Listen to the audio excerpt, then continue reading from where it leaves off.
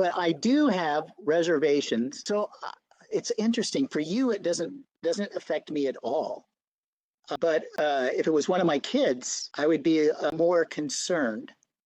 And I think Be- the reason because you would be concerned because see if you can because get in my belief, I know it's not true, but because they've socialized around and during a critical time of their life, I wasn't around, so they didn't have a strong dad to come back on and ask questions to because they feared me. They didn't think that I would understand, which I would have. They don't know my history. I mean, I've been in the wrong many times and done many things that were just stupid. so does that whole story you just told, Mhm. does that inspire you? Do you want that to be a truth? What do I want? What to be a truth? That story you just told. You weren't there for your kids, that you weren't around, that you didn't, all the stories that you have around you not being a good dad. Do you want that to be truth? No, I do not. I had to think about that for a second. So I shouldn't speak it into life then, right? Yeah, you're absolutely right. I do this with the water bottle about how to change your life. I just never put that together. And that's why I love to hang out with people like you, because you can see my blind spots and I can see your blind spots, and then we can love each other in our blind spots. Yeah, I have no revelations. No, I have no Reservations. problem at all.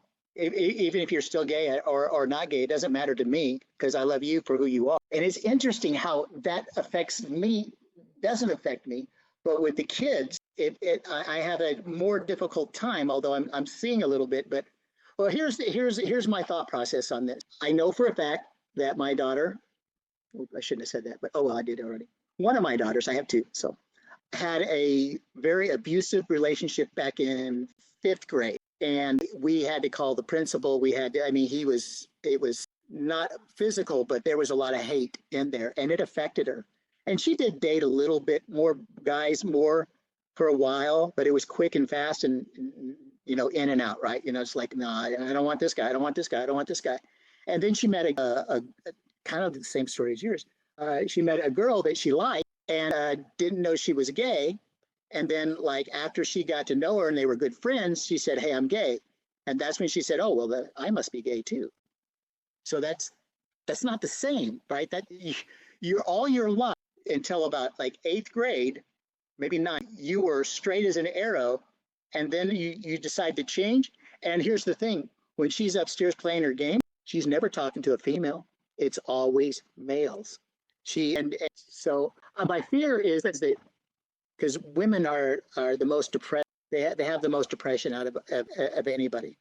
I really truly believe it's because they're not fulfilling their biological needs.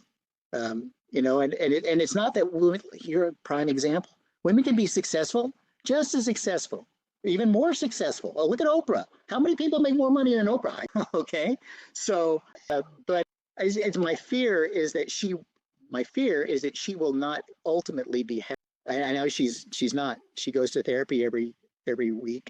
I have problems with that because I fear that the therapist isn't doing it justice because oh well, that's not true.